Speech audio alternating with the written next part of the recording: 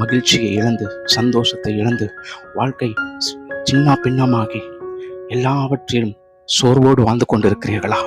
ஒருபுறம் குடும்பத்தினுடைய பிரச்சனைகள், இன்னொரு புறம் கடன் பிரச்சனைகள், வியாதிகளினால் வருகிற பிரச்சனைகள், ஆவிக்குரிய வாழ்க்கையில் எழுப்புதல் இல்லாதபடிக்கு, குடும்பத்திற்குள்ளே ரட்சிப்பு இல்லாதபடிக்கு, உங்களுடைய ஆவிக்குரிய வாழ்க்கையில் தேவனுடைய கிரியைகள் உங்களிடத்திலிருந்து வெளிப்படாதபடிக்கு, நீங்கள் எவ்வளவுதான் சம்பாதித்தாலும் சம்பாதித்தவைகள் எல்லாம் பொத்தலான பைக்குள் புடப்படுபவைகளைப் போல காணப்பட்டு கொண்டு இருக்கிறதா?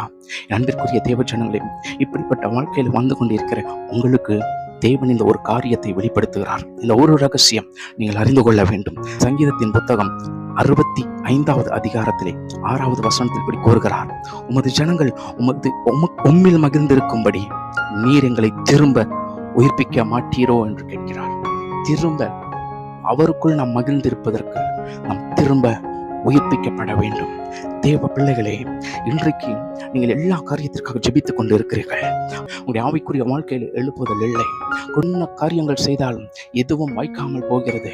எல்லாவற்றிலும் சோர்வும், எல்லாவற்றிலும் வேதனையும் கண்ணீரும் தான். அந்த மரணத்தில் இருந்து நீங்கள் விடுதலை பெற வேண்டும் என்றால் ஆவியானவர் சொல்லுகிறார், உன்னுடைய உயிர்ப்பிக்கும் வாழ்க்கைக்காக நீ ஜெபிக்க வேண்டும். மரித்து போயிருக்கிற ஆவிக்குரிய வாழ்க்கை உயிரடைய வேண்டும்.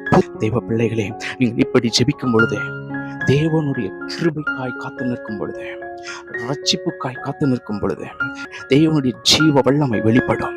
நீங்கள் எவைகளில் எல்லாம் மரித்து போய் இருக்கிறீர்களோ அவைகளில் எல்லாம் கர்த்தர் மீண்டும் உங்களுக்கு புது உயிரை தரும். வல்லமையை பெற்றுக்கொள், நான் உனக்கு நன்மையானதை செய்வேன் என்று கர்த்தர் கூறுகிறார். God bless you.